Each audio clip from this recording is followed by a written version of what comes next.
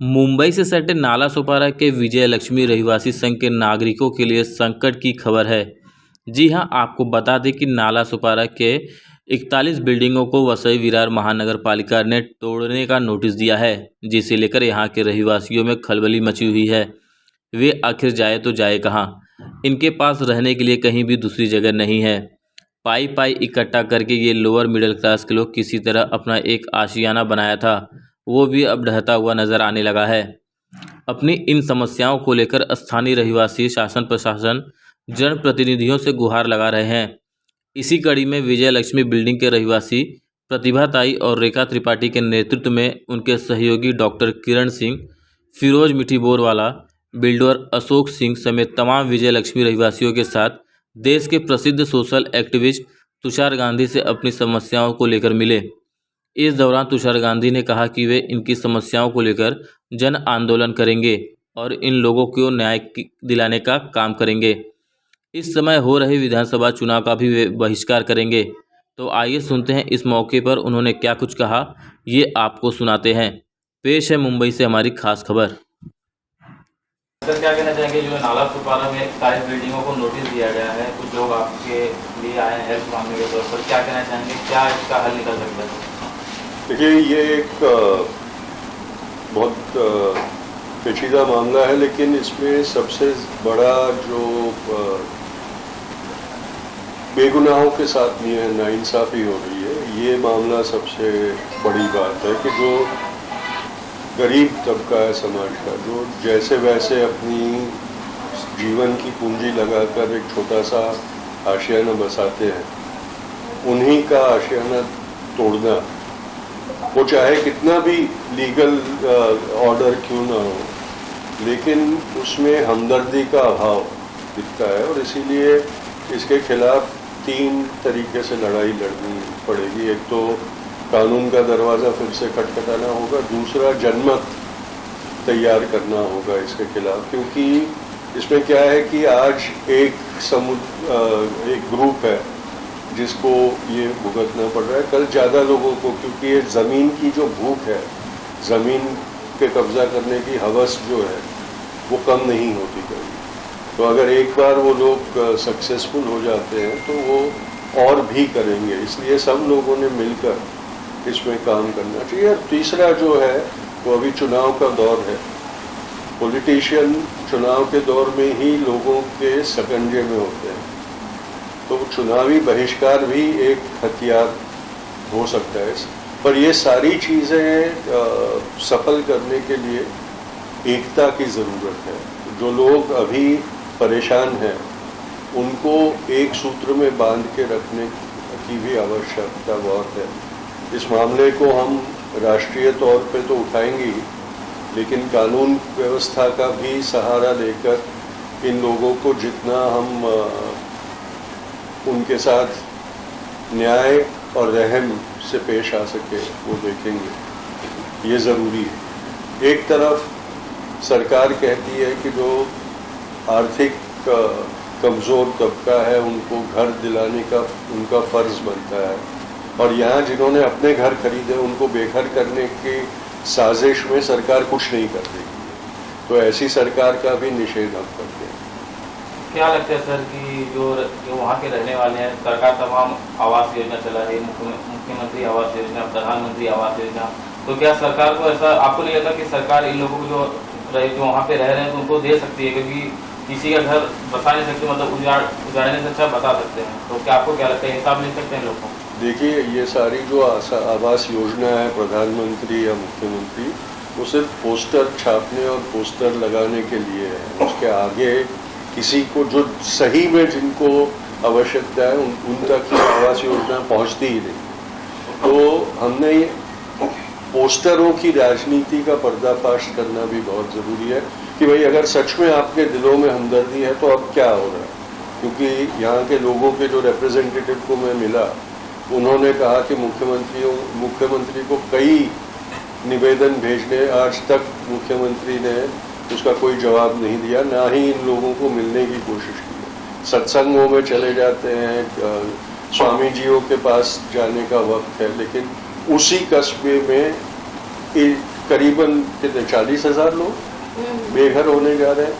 उनके लिए उनके पास ना वक्त है ना हमदर्दी है। तो ये दोगलापन मुख्यमंत्री और प्रधानमंत्री का, ये हमारे लिए कोई ताज्जुब की बात नहीं है। पिछले 10 साल से प्रधानमंत्री का चेहरा हम देख रहे हैं कि पोस्टर के सिवा कुछ नहीं करते, और मुख्यमंत्री भी उसी फितरत में अब दिखाई दे रहे हैं। तो क्या लगता है सर, उम्मीद की किरण कहाँ नजर आ रही है? इसमें जन संग्रह करना, सत्याग्रह करना एक उम्मीद की किरण है, लेकिन उम्मीद ये है कि कानून की आत्मा अभी मरी नहीं है, उस आत्मा को जागृत करना होगा। इसलिए कानून का दरवाजा भी खटखटाना बहुत जरूरी है। अगला कदम क्या होगा सर आप लोगों का, कि कोर्ट के थ्रू जाएंगे या कुछ? देखिए, हम पॉलिटिकल पार्टी के लोग नहीं हैं, हम सिविल सोसाइटी के लोग हैं। हमारा काम है कि पॉलिटिकल पार्टी पे हम दबाव लाएं, और जैसे मैंने कहा कि चुनाव के वक्त पॉलिटिकल पार्टी पे सबसे ज़्यादा दबाव लाने की गुंजाइश होती है, तो वो हम कोशिश करेंगे कि कैसे क्या हो सकता है, इसके खिलाफ जनमत भी करेंगे। लेकिन सबसे ज़रूरी बात यह है कि जो डिमोलिशन की तलवार इन लोगों के सर पे लटक रही है, उसको हम रोके, और उनके पुनर्वास की स्कीम जब तक नहीं होती तब तक उनको बेघर ना करें, ये बात होना चाहिए। दिवाली के मुंह पे किसी का घर तोड़ने वाले बेदर्द लोग ही हो सकते हैं, जाहिल लोग ही हो सकते हैं। और ऐसा अगर एडमिनिस्ट्रेशन करता है, एक तरफ दिवाली की शुभकामनाएं सबको दी जाती है, दूसरी तरफ इतने बड़े जन समुदाय को दिवाली के दिन बेघर करने की धमकी दी जाती है। इस पे जन आंदोलन होना बहुत चाहिए। सर आखिरी सवाल, किसे जिम्मेदार मानते हैं, सरकार को, प्रशासन को, नगर पालिका को, या जो फ्लैट खरीदे उन्हें जिम्मेदार मानते हैं? क्योंकि कई प्रशासन कहना है कि जमीन फ्लैट ले रहे तो देख के लेना चाहिए, तो आप किसे जिम्मेदार मानते हैं? जो नगरीय प्रशासन है वो सबसे बड़ा जिम्मेदार है, क्योंकि ये कोई ऐसे तो जादू की छड़ी लहरा के तो ये हाउसिंग कॉम्प्लेक्स बना नहीं है।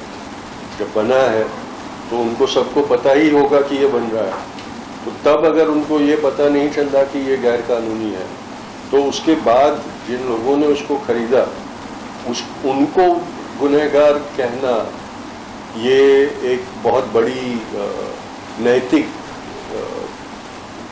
खोट है। ये ऐसा है कि खून कोई करे और फांसी किसी और को दी जाए। मैम आप क्या कुछ कहना चाहेंगे आज सोसाइटी के हिसाब के लिए आपको मिलने आए, सर से क्या कुछ कहना चाहेंगे? हमारा भी वही है कि हम किसी पार्टी पर भरोसा नहीं करते, क्योंकि भरोसा उठ गया है। कोई भी अपनी जवान के पक्के लोग नहीं है। हमने ऐसा देखा कि मतलब पब्लिक एक तो दुखी है, उनसे वोट लेने की उम्मीद वो लोग खुद रखते हैं, तो वो लोग पब्लिक को क्या देंगे? वो दुखी हैं, उनके आंसू निकलते हैं तो उनके आंसुओं को नौटंकी समझते हैं। हमें किसी सरकार के विरोध बात नहीं करना है, लेकिन हम लोग चाहते हैं रियल में जो कोई भी आए, कोई भी पार्टी आए, उनकी मदद करना चाहिए। हम सबसे गुहार लगाते हैं। हम सीएम साहब के पास भी गए, लेकिन वो मिले नहीं, और आज़ाद मैदान में धरना दिया 8-10 दिन। रोज़ हम लिखते थे उप मुख्यमंत्री आए, शिंदे साहब आए, पब्लिक को संबोधन दें और कुछ ना कुछ व्यवस्था करें, कुछ समस्या का हल निकले, लेकिन वो नहीं आए। आज तक हम उम्मीद में ही बैठे थे, लेकिन अभी हमारे घर तोड़ने का नोटिस मिल गया कि आप परसों तक घर खाली कर दो। और पुलिस इतनी सारी इकट्ठा पहुंच जाती है बिल्डिंगों में धमकाने के लिए कि भैया जल्दी घर खाली करो, तो लोग तो ना खाना बना पा रहे हैं, ना तो कहीं काम पे जा पा रहे हैं। लोग दुखी हैं और कुछ भी हो सकता है, उस एरिया में कुछ भी घट सकता है, कुछ भी प्रॉब्लम हो सकता है। तो मेरा कहने का मतलब है कि हम आवाज़ उठाई जाए, जैसे सर बोले कि हम जन आंदोलन कर सकते हैं।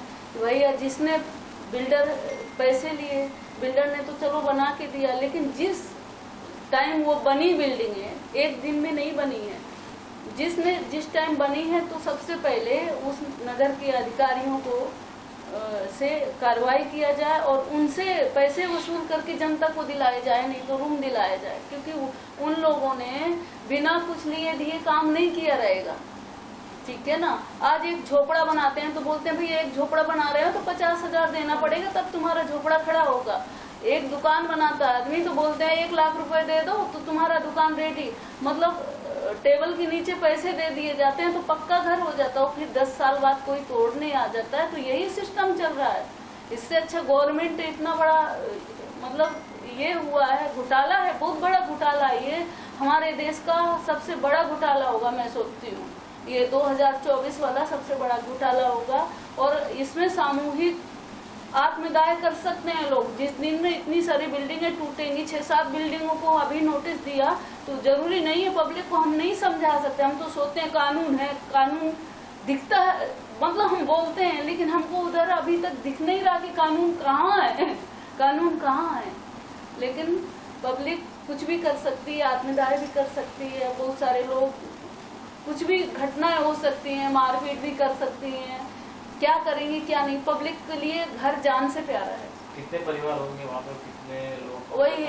वही 40,000 करीब पब्लिक टोटल, मैं बच्चे भी सब लगा के एक घर में। कई बच्चे स्कूल भी जाते हैं, 500 बच्चे उन्हें पढ़ाई छोड़ दी है, छोटे छोटे, क्योंकि वो घर में जब माँ बाप रोएंगे गाएंगे, कोई बीमार हो गया, रात भर सो नहीं पाएंगे, डर डर के जी रहे हैं, तो कौन पढ़ाई में मन लगाएगा।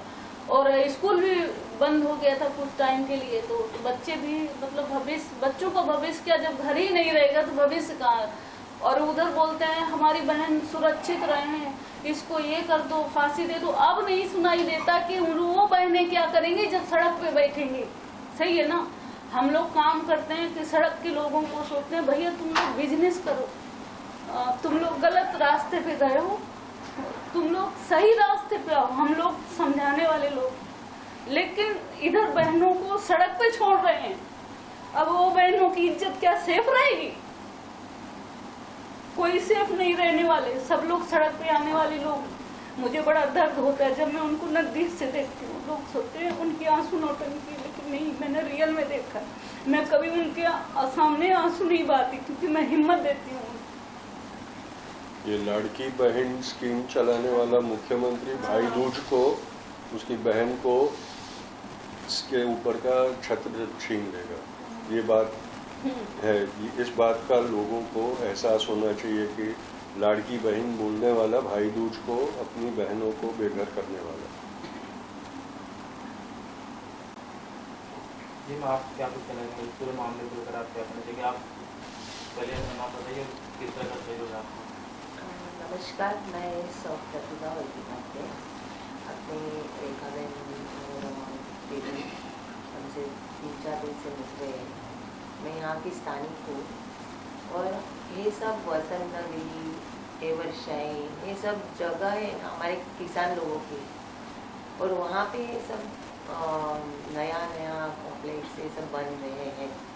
तो उसमें जो एक भाग रहता है, कभी भी आप देखते हैं कि कोई भी गांव रहेगा तो गांव के बाजू में एक गाँवठन जगह भी रहती है, जो उसमें ऐसे जो निराधार लोग हैं उनके लिए बनाए जाते हैं, या गाँव में भी पब्लिक बढ़ती है, उसके बाद भी उनको घर के लिए या कुछ आश्रय के लिए ऐसा एक जगह रहती है रिजर्व। तो उसमें ये जो बिल्डिंग का चल रहा है, इतने सालों से बनी है। मैं खुद कोरोना में उधर धान्य बांटने के लिए गई हूँ, कभी भी इधर फोन आता है तो मैं जाती हूँ। तो मैं यही बोल रही हूँ कि प्रशासन अभी 2 साल से 3 साल से इन लोग को परेशान कर रहे हैं सब लोग। तो जब भी निर्माण हो रहा था तभी भी उन्होंने सोचना था कि ये लोग सब आ रहे, बस रहे अपने वसे विरार में। तो उस टाइम जो अभी ये 41 बिल्डिंग का चल रहा है, उसमें आधे लोग को गुमराह कर रहे हैं, कोई लोग आधे लोग को अपने साथ ले रहे हैं, और ऑर्डर तो सब 41 बिल्डिंग का आ रहा है। तो मैं ही कहना चाहूँगी कि 7 बिल्डिंग को क्यों बाजू में रख के टारगेट किया जा रहा है।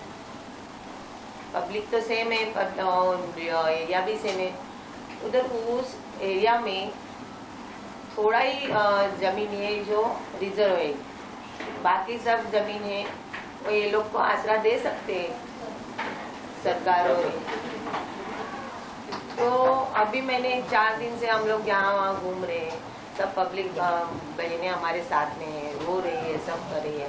जैसे सर ने बोला दिवाली त्योहार, वो लोग बोलते हैं हमारा एक भी करवा चौथ भी नहीं मनाया हो, छठ पूजा है, रो रहे हैं।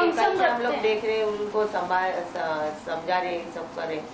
लेकिन जो आधे लोग जो अभी कर रहे थे मार्गदर्शन, लोग को गुमराह करके उनका टाइम वेस्ट किया और एक ही लोगों को लेके, एक ही टुकड़ी को लेके खाली आगे तक गए ऑर्डर लाने के लिए। अभी फंसे कौन? ये 7 बिल्डिंग वाले।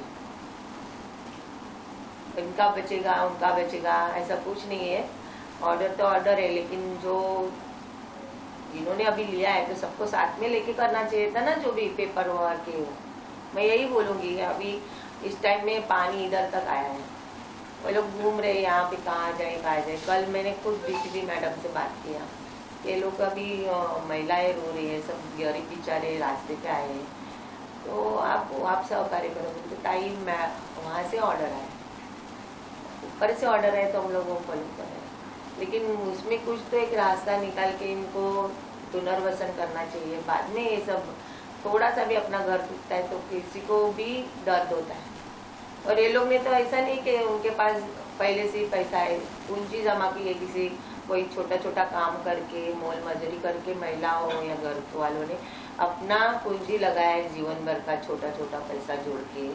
किसके लिए? के बच्चों के लिए, अपना एक खुद का घर है। अभी जैसे भाई ने बोला सरकार आवास योजना चला रही है, घर दे रहे, गरीबों को घर दे रहे, बहनों को ये महीने में इलेक्शन आया तो लाडली बहन योजना चला रहे, उसका मतलब क्या है? ये त्योहार के सीजन में या आगे के इसमें ये लोग का भविष्य ही नहीं है, भविष्य खतरे में है। घर सारे गए तो कहाँ जाएंगे? उनका पहले हल निकालो, उनको पहला पुनर्वसन करो, फिर आपका जो ऑर्डर है उसके ऊपर आगे काम देखेंगे ना। तो मैं यहाँ से वैसे विरार के और अपने सुप्रीम कोर्ट या हाई कोर्ट से वरिष्ठों से यही विनती करूँगी कि ये परिवार वालों को पहला आप पुनर्वसन करो, बाद में जो आपको निर्णय लेना है वो ले सकते हैं। यही मैं 2-3 दिन से जा रही हूँ कि वैसे ही नाना सुपारा ये सब जो चल रहा है सब यहाँ का इतनी तकलीफ है। लेडीसें ऐसी रो रही हैं, उनको देखते लिए रोने के लिए आ रहा है। गवर्नमेंट जब रूम बनाई वहाँ पे तो अपने म्यूनसिपाल्टी ने, सब लोगों ने, गरीबों ने पैसा दिया, तब गवर्नमेंट ने लिया पैसा। अभी तोड़ने के लिए गवर्नमेंट ही ऑर्डर दे रही है, पर वो जो गरीब रो रहे हैं सब, जैसे सर जी बोल रहे हैं लाडली बहन का पैसा दे रहे हो आप, वो पेमेंट लेके वो क्या करेंगी जब उनके पास घर ही नहीं। तो सबसे यही है कि आप लोग उनका घर का देने के लिए आप उनके लिए कुछ रास्ता निकालिए, आप लोग, सबसे यही बस गुजारिश है और कुछ नहीं।